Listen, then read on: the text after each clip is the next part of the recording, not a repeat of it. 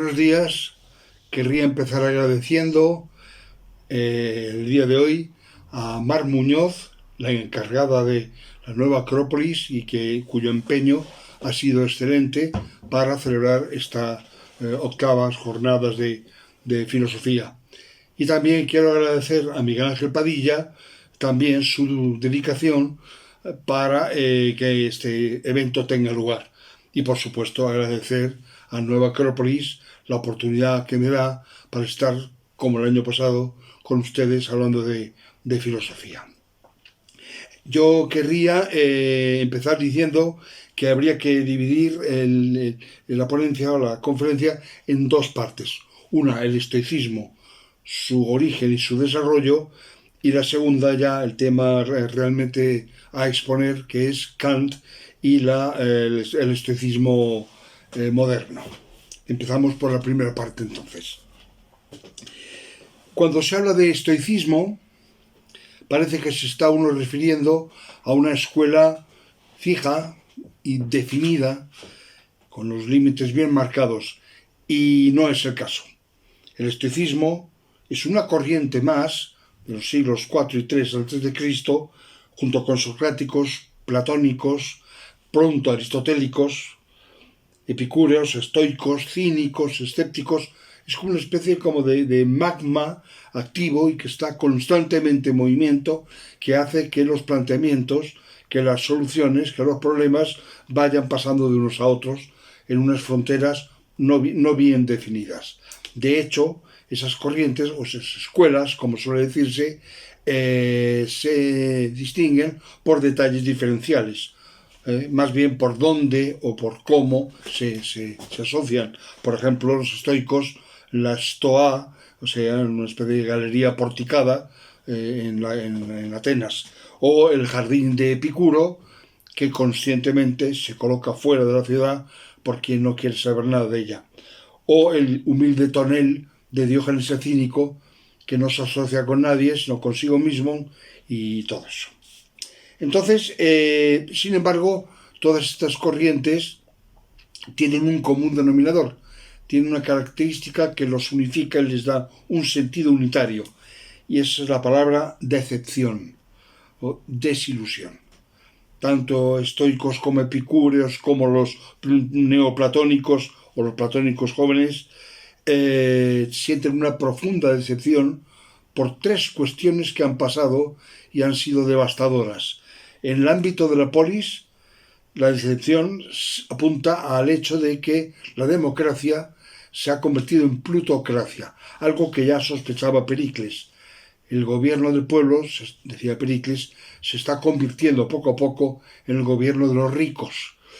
Y entonces eso provoca un vaciamiento del contenido normativo de la palabra democracia. En el ámbito del lenguaje tendríamos también una conversión, una degradación de la razón a la dialéctica, pero la dialéctica en un sentido formal, sofista de los sofistas menores, una logomaquia, una pelea a ver quién tiene más razón aparente, como decía Schopenhauer, el arte de tener razón, o a ver quién hace el discurso más brillante o el más persuasivo. Y por último, de la moral que había sido una reflexión que en sus comienzos empezó teniendo un gran predicamento por lo que tenía de autenticidad, ahora se ha degradado y se ha convertido en simple convención. El nomos ha vencido a la physis, y de alguna manera, apoyándose en el segundo punto de la dialéctica, pues se trata de, como se suele decir, hacer ver lo blanco-negro y hacer que todas las posiciones morales sean plausibles. Esto recuerda un poco, nota de pie de página, a Richard Rorty, cuando habla de la indiferenciabilidad de los lenguajes morales. No hay ningún lenguaje moral mejor que otro. Bueno, pues esto proviene de los sofistas menores y que hacen esta gran decepción. Y esto se dice porque las dos consecuencias prácticas más importantes de esta triple degradación son el odio y el miedo. El odio porque a nivel económico que tiene una enorme importancia, resulta que frente a un número limitado y pequeño de elementos o de recursos, tierra sobre todo, pero también cosas, objetos, ese conjunto limitado queda abordado o viene a ser abordado por un conjunto ilimitado de ambición y de codicia. ¿Qué ocurre? Que eso alimenta los conflictos, las guerras y el odio en general. Y luego, en cuanto al miedo, pues para compensar esto y las luchas de poder, se supone que hay como un techo unos dioses cuya voluntad caprichosa provoca al hombre una constante zozobra. Y en ese sentido hay una especie como de sumisión del hombre hacia las divinidades. Así que odio y miedo, crueldad y sumisión son las dos características con las que, digamos, se ofrece a la historia esa Grecia de los siglos 4 y 3 antes de Cristo. Esta triple decepción viene a provocar un doble rechazo. Primero, un rechazo, una negación absoluta de todo lo que tenga que ver con la polis, con el lenguaje, con la moral, y entonces porque estamos pensando en Zenón de Citio, pero también en Cleantes o en Crisipo, es una vuelta a la naturaleza, una vuelta a la physis. Entonces la physis, la naturaleza, viene a ser el eje ideal en torno al cual gira una vida, vamos a decir, feliz, sin odio y sin miedo. Naturalmente, esto es un discurso contra la posesión de objetos, hoy diríamos la propiedad privada, que ya Platón decía que era la gran culpable, etcétera, etcétera. Esto y, digamos, el miedo a los dioses o la zozobra por la constante sumisión a una voluntad exterior no siempre racional, por así decirlo. Ese es el primer rechazo. Es cuando es la fase donde el estoicismo viene caracterizado por su lema plegarse al destino, que es plegarse a la naturaleza. Todo lo que sea natural es excelente y bueno, porque está quieto, porque es circular, porque es previsible y sobre todo porque es justo. Y en ese sentido, el ananke es precisamente esa necesidad que está por encima de hombres, dioses, leyes y todas estas cuestiones.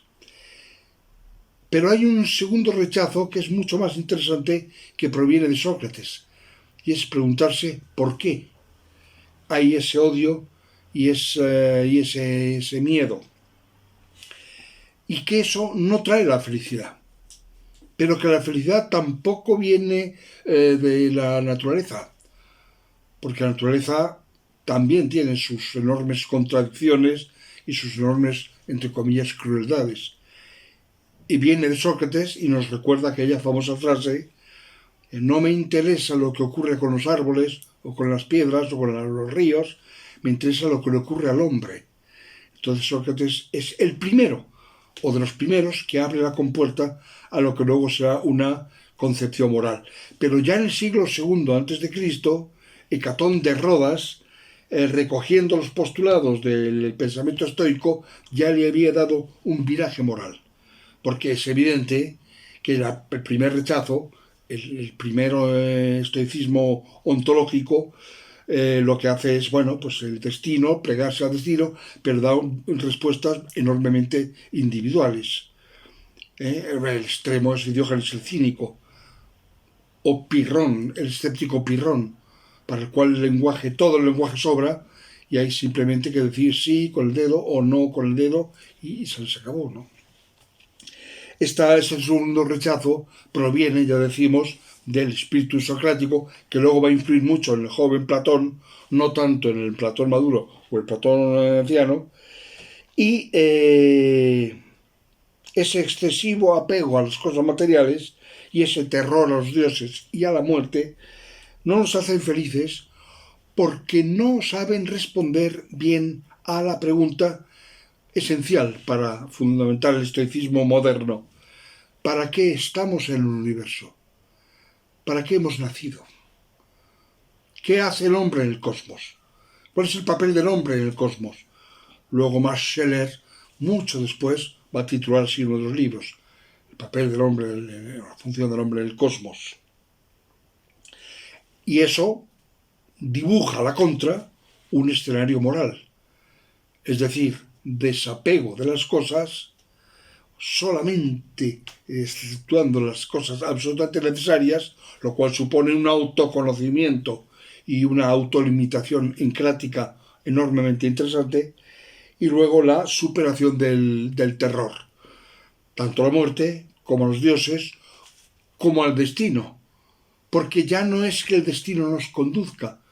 Acuérdense del fata volentem ducum, el destino conduce a quien lo acepta y arrastra a quien se resiste. No, no, aquí ahora la brújula no va a ser la naturaleza. En este segundo rechazo va a ser la razón. El hombre es un ser racional y el hombre ha nacido para completar la noción de razón. Esto dice Séneca, la segunda generación de estoicos, ya en el primero siglo después de Cristo en adelante.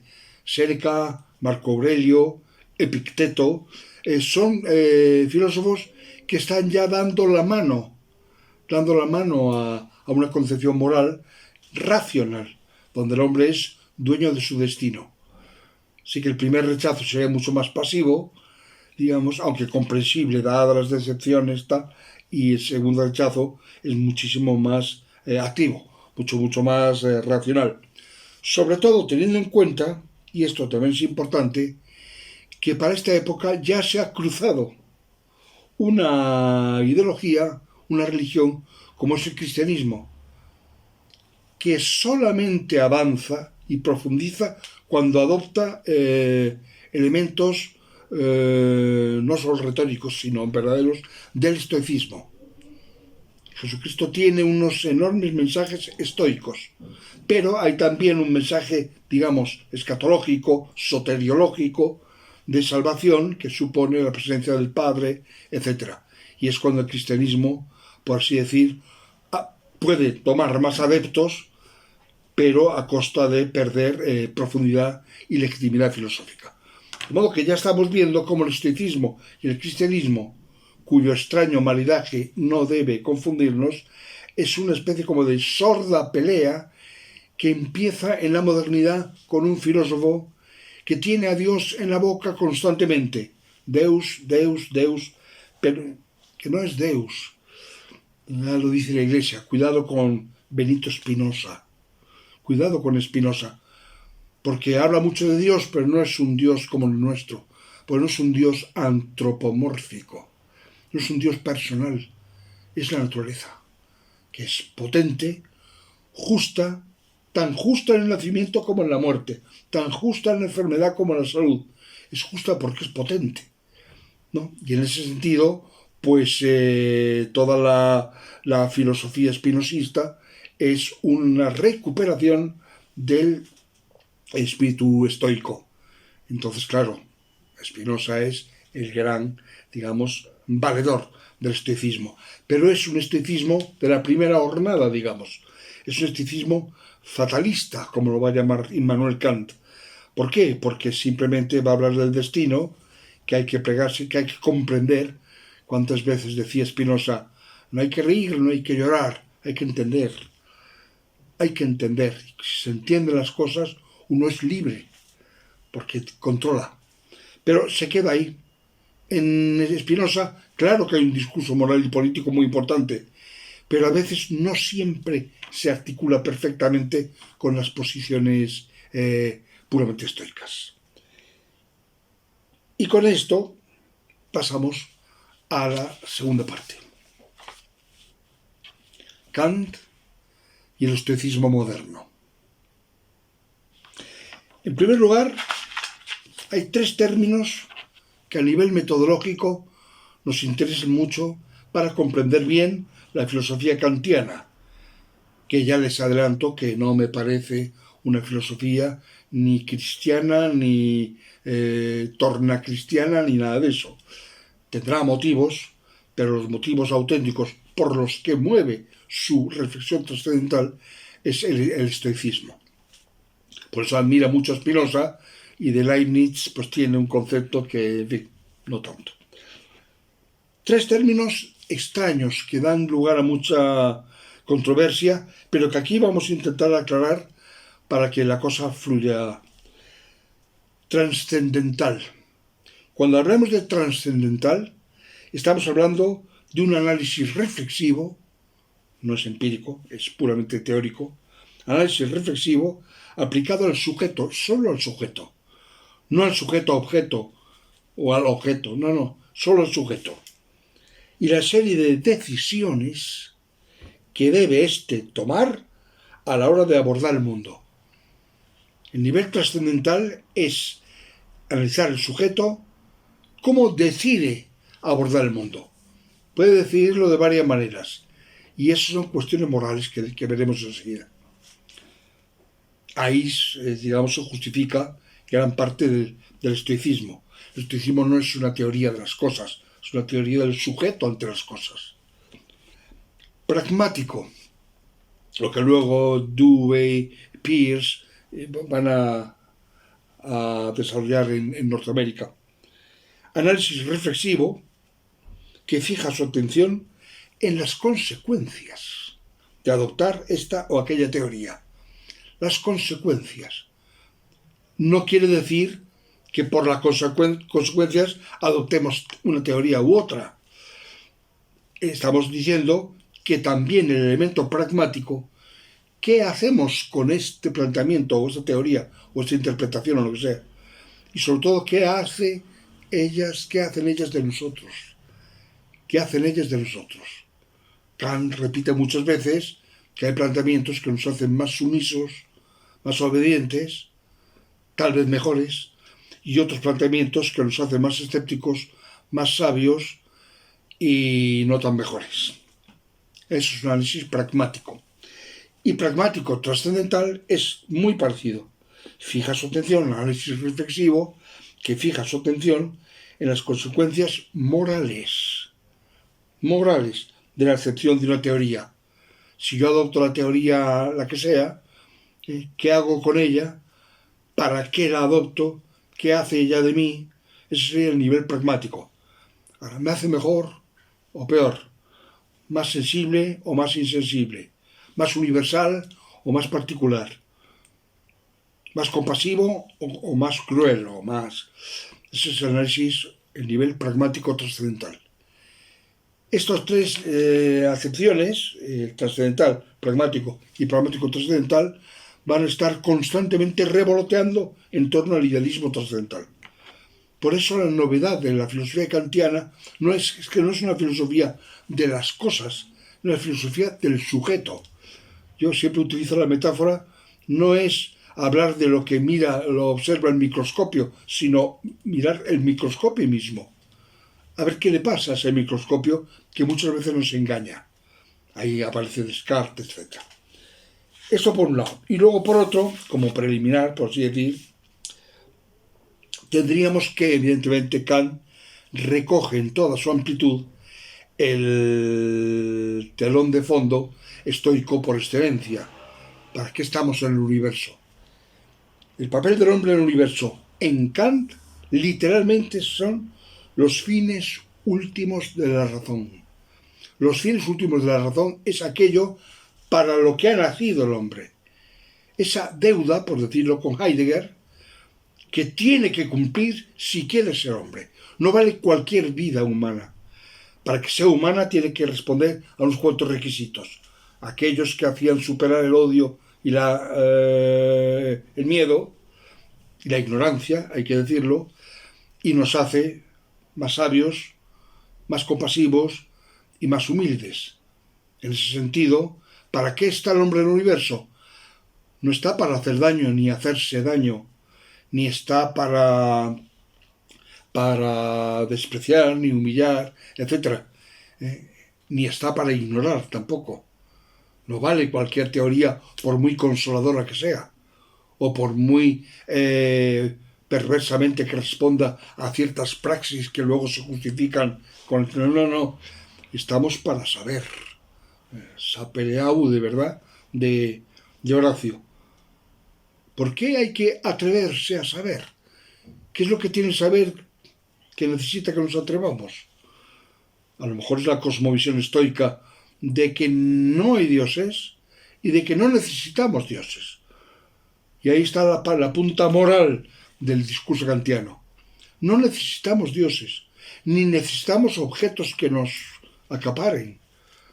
Necesitamos ser felices. Pero Kant repite muchas veces, ¿cómo se puede ser feliz si no es ética y sabiamente? Estoicismo por los cuatro costados.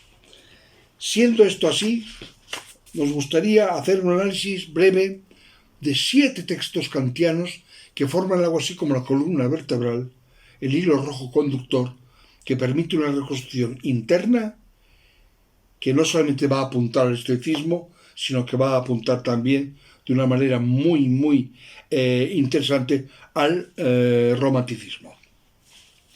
El primer texto, voy a ir rápidamente para no... La razón humana es de la crítica de la razón pura, el prólogo.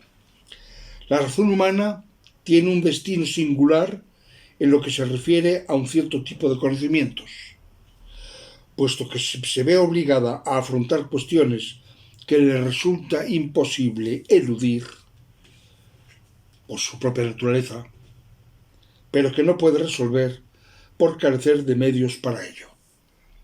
El querer y no poder. Eso que luego dirá Kant, el dolor tantálico. Quiero controlar el cosmos, quiero comprender el universo. No puedo, me es imposible. Y eso provoca dolor.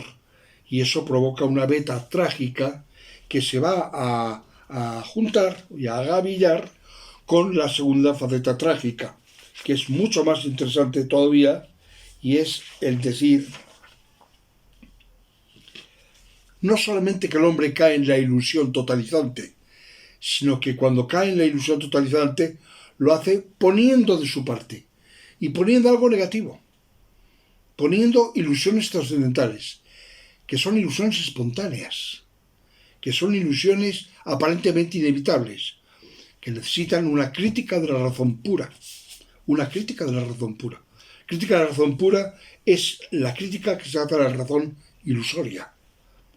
¿Por qué? Porque hay un mandato estoico de que necesitamos desvelarlo todo, quitarlo, desilusionar. Y dice así, el hombre, se supone que es el hombre por el que todavía no ha pasado la crítica de la razón pura, el hombre idealista espontáneamente, el hombre egocéntrico, Freud llamaría narcisista, el hombre quiere comprender y saber lo que sus temores y esperanzas le empujan a aceptar o a creer. En realidad, los únicos fundamentos de su actitud son la comodidad y la soberbia. La comodidad y la soberbia, es decir, la inmadurez. Es interesante eso de que le empujan. Él no controla. Cuando cree que el mundo está perfectamente adecuado a sus opiniones y sus intereses, se ve empujado por el egocentrismo.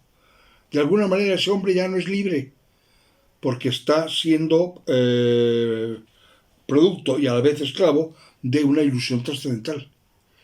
Por eso habla Kant de la culpable minoría de edad. Es como si Kant dijera, señores, en el siglo XVIII a estas alturas ya podemos desilusionarnos que no pasa nada. Ya podemos recuperar el estoicismo en su más pura acepción. Estos dos textos son críticos.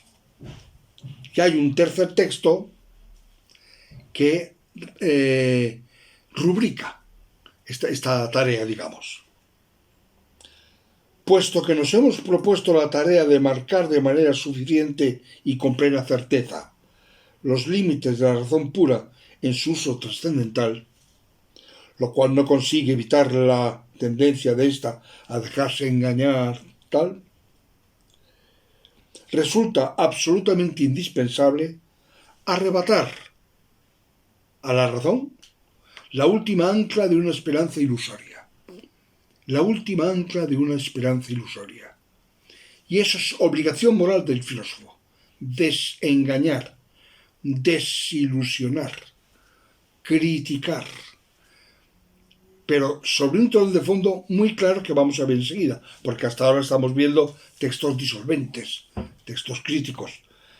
Pero enseguida nos vamos a ver las caras con una reconstrucción tan problemática como apasionante, que se basa, como si fuera un triángulo, la base es el estoicismo y la altura es el romanticismo, como veremos después.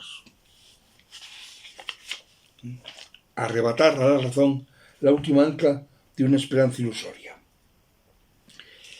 ¿Cómo hace esto la razón? Desde luego la razón, como estamos en el uso trascendental, es un análisis interno. Los objetos, por de momento, no interesan para nada. Las cosas son engañosas. Ese desapego a las cosas materiales también alcanza una acepción epistemológica. Las cosas nos tienen y las cosas nos engañan. Así que las cosas, entre paréntesis, lo que empezó Descartes y luego la reducción eideética de Husserl. Y el concepto de un mundo inteligible, metafísico, no es más que un punto de vista que la razón se ve obligada a tomar fuera de la esfera de los fenómenos para poder plasmarse a sí misma o pensarse a sí misma como práctica. Tenemos aquí una dimensión muy interesante y muy curiosa que, entre otros, fue puesta en liza por Michel Foucault, que hace un análisis del Was ist Aufklärung, que es la ilustración, en un sentido bastante parecido al que estamos diciendo aquí. Los escritos, vamos a llamarles, de combate. No es si la razón práctica es posible, o si la razón práctica en el fondo existe, pero hay que desvelarla. Es, y esto es importante, si pragmáticamente conviene al género humano emanciparse del engaño, del odio y del dolor y del miedo, pensándose como práctica. La metáfora del barón de Münchhausen, que se estira a sí mismo, es un poco inevitable.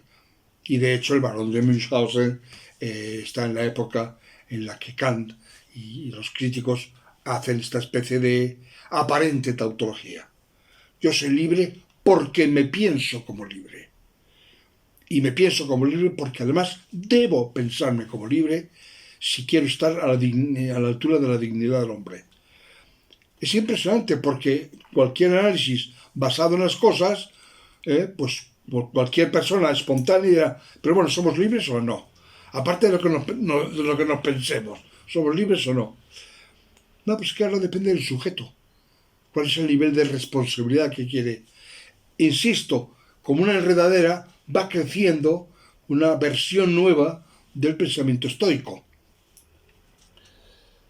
Tal punto de vista, el punto de vista inteligible, punto de vista, si queremos, espiritual, no sería posible si los influjos de la sensibilidad humana fueran determinantes para el hombre, si solo fuéramos materia, si solo fuéramos... Es lo que piensa Spinoza, que en el fondo somos materia y que es imposible superar, salvo raras excepciones, el estado de sumisión. Ahí Kant va más lejos. Todo hombre está obligado a... tiene una Schuld, una deuda.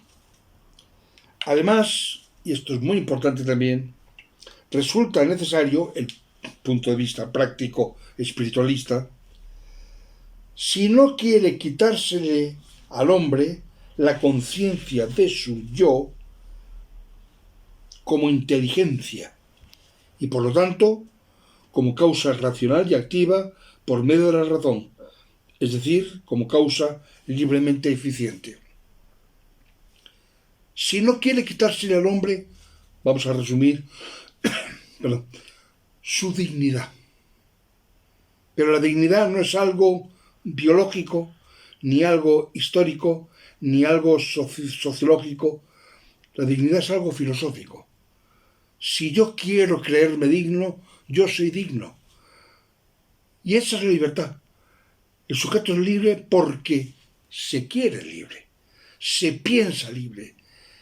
Y quiero insistir, en un pensamiento tan cosista como sigue siendo nuestro, sobre todo en estos tiempos, pero bueno, ¿somos libres o no? Depende de si nos pensamos como libres o si nos pensamos como... Es algo así como si alguien se considera estúpido ya a priori. Entonces se comporta como un estúpido, digamos. Esta sería, digamos, la cuestión proto-romántica. Ahí empieza el romanticismo, con todos sus problemas. Pero quiero insistir en una base estoica. Y aquí viene la base estoica, rebajando las expectativas de una manera tan valiente como tremenda. Resulta inevitable suponer que entre la libertad y la necesidad, está ya colocándolo el problema en sus elementos más esenciales, la libertad y la necesidad natural, resulta inevitable suponer que no existe verdadera contradicción lógica, pues no cabe suprimir ninguno de los dos conceptos. Ahora bien, nunca puede llegar a concebirse cómo es posible la libertad. Se llama misterio, un misterio. Ya que incluso si el pensamiento de libertad entrase en contradicción o se opusiera a la naturaleza hasta la más absoluta incompatibilidad, tendría que ser abandonado, concepto de libertad, frente a la necesidad natural. Es decir, regreso al estoicismo más puro, frente a la libertad, que a lo mejor, al decir de Spinoza, es un simple desconocimiento de las causas reales de nuestra conducta, o sea, un fantasma, está la imperiosa necesidad, la ananqué. Pero Kant, por así decir, no se da por vencido. Él sabe que al final vence la naturaleza, vence la materia y vence la muerte. Y al final es el ser para la muerte del señor Heidegger, que parece estoico, pero no lo es, por lo que todos sabemos. De modo que tendríamos que la naturaleza gana la partida, siempre, como diría Bergman. Y sin embargo, y aquí está la clave, la grandeza contrafáctica del pensamiento kantiano. Aquí se sale de las garras, digamos, del estoicismo, pero lo hace con una voluntariedad, y sin embargo hemos de pensarnos como libres, que realmente no anula, ni muchísimo menos, la necesidad estoica, pero sabe que tiene que proyectarla sobre un escenario nuevo, que sería el romanticismo. Y pocos textos tan románticos, y con esto ya voy acabando, como este, en la crítica de la razón práctica, al final, cuando hace un remate espectacular. Dos cosas hay que llenan mi ánimo de un respeto y una admiración siempre renovados. Fuera de mí el cielo estrellado, dentro de mí la ley moral. Es que es un texto que es difícil no leerlo con emoción, porque realmente no hay ningún puente, no hay ningún guión, no hay ningún consuelo. Son dos espectáculos incompatibles. El cielo estrellado fuera de mí, o sea, la necesidad natural. El hombre como fenómeno. La ley moral dentro de mí. Hombre como noúmeno, como libertad misteriosa y siempre contingente. El primer espectáculo de una innumerable multitud de mundos anula, por así decir, mi importancia como criatura animal, que tiene que devolver al planeta un simple punto en el universo, la materia de que fue hecha, tras haber recibido, no se sabe cómo, una fuerza vital durante un breve tiempo.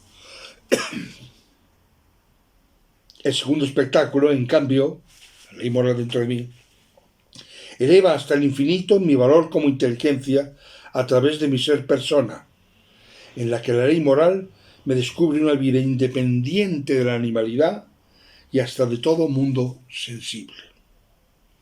Ya está planteado el problema en toda su amplitud y en toda su crudeza. Probablemente somos solo fenómenos, pero tenemos que colocarnos a la altura del noúmeno. No es que nos inventemos el noúmeno, el espíritu. Es que es necesario si queremos que esta vida humana tenga sentido. Es curioso, porque ahí uno puede imaginarse perfectamente a Spinoza o a cualquier fatalista o incluso a cualquier escéptico de la primera época. Bueno, ¿y qué si no tiene sentido? ¿Por qué tiene que tener sentido? ¿Por qué? Porque los hombres somos hombres y queremos que la vida humana, eso es una ilusión trascendental.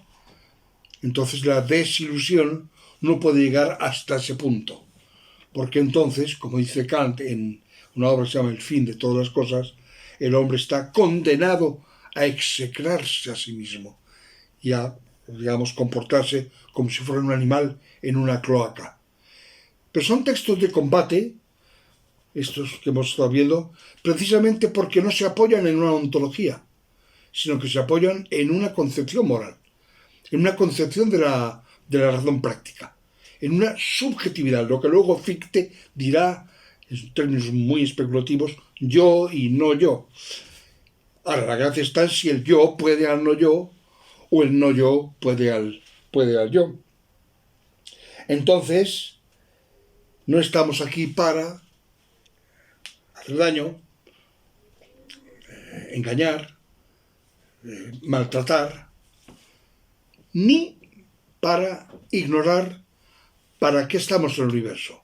No solo para vivir, sino para vivir mejor. No solo para adecuarnos a los animales.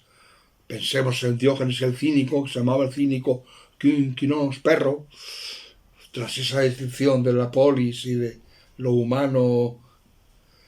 Estamos también para ser hombres, para ser humanos.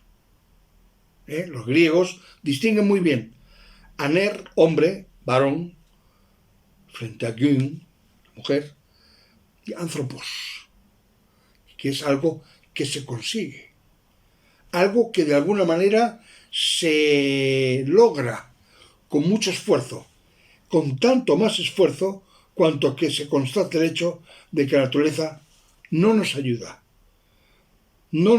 todo lo contrario, nos pone influjos, nos pone limitaciones y nos pone al final el camino de la muerte. Y entonces, en ese sentido, lo fácil es decir renuncio simplemente a la vida humana. Ese no renunciar a la vida humana, pero sin ignorar todo lo que tiene de problemático y todo lo que tiene de contingente, en un sentido de que desaparece a las primeras de cambio, eso se lo debemos al pensamiento estoico. Por eso es una estupenda iniciativa tomada por la UNESCO en el Día Mundial de la Filosofía y recogida muy bien por Nueva Acrópolis, el tema del estoicismo, la fortaleza ante el dolor y la muerte y todas estas cuestiones, sobre todo en estos tiempos tan desgraciados. Pero no olvidemos que ese estoicismo ontológico, ese que somos, viene y tiene que venir acompañado problemáticamente de una especie de idealismo moral. ¿Qué debemos ser? ¿Qué somos? Y sin embargo, ¿qué debemos ser? Ese romanticismo solo tiene tensión y tiene conflicto, no tiene solución. Por eso la filosofía, en el fondo, no es un discurso optimista, ni cerrado, ni satisfecho, sino que es un discurso abierto, tremendamente problemático. Sería algo así como la agonía del cristianismo de don Miguel de Unamuno, pero sin cristianismo. Pues con esto ya acabamos. Quiero agradecer de nuevo a Mar y a Miguel Ángel todo su interés, toda su amabilidad para invitarme a estas charlas. Agradecerles a ustedes, a quienes no veo, pues que hayan aguantado bien y por supuesto a Nueva Acrópolis, animándole a que después de este congreso vengan muchos más. Ya tiene detrás muchos congresos que, digamos, todos los que creemos que la filosofía no es dialéctica, sino que es un lenguaje en el que nos va la vida, pues que esas personas tengamos un hueco y un espacio en este, digamos, colchón que nos ofrece la nueva Acrópolis. Nada más, les agradezco mucho la atención y esperamos vernos pronto cuando acabe el tema de la pandemia. Muchas gracias.